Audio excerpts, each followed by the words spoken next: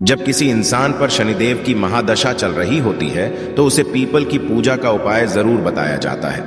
कई बार मन में यह सवाल उठता है कि ब्रह्मांड के सबसे शक्तिशाली और क्रूर ग्रह शनि का क्रोध मात्र पीपल वृक्ष की पूजा करने से कैसे शांत हो जाता है। आज हम आपको बताने जा रहे हैं शनि और पीपल से संबंधित वह पौराणिक कथा जिसके बारे में आपने शायद ही पहले कभी सुना हो। पुराणों की माने तो एक बार त्रेता युग में अकाल पड़े आज गया था।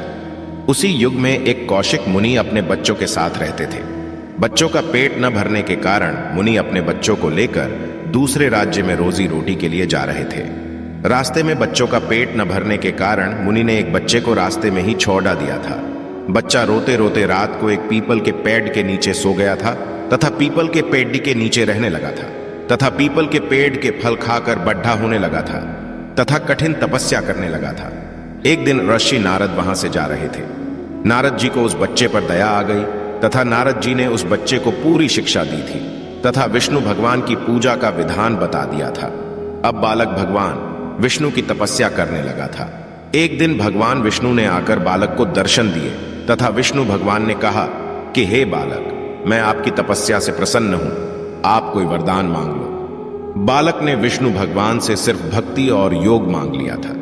अब बालक उस वरदान को पाकर पीपल के पेड़ के नीचे ही बहुत बड़ा तपस्वी और योगी हो गया था।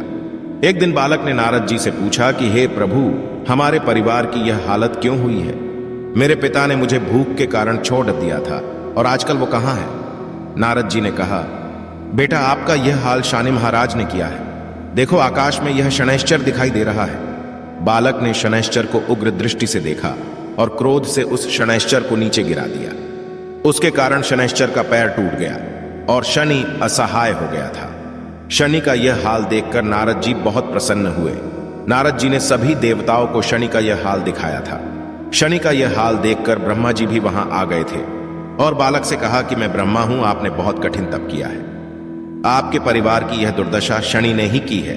आपने शनि को जीत लिया है। आपने पीपल के फल खाकर जीवन जिया है, इसलिए आज से आपका नाम पिपलाद ऋषि के नाम जाना जाएगा और आज से जो आपको याद करेगा उसके 7 जन्म के पाप नष्ट हो जाएंगे तथा पीपल की पूजा करने से आज के बाद शनि कभी कष्ट नहीं देगा।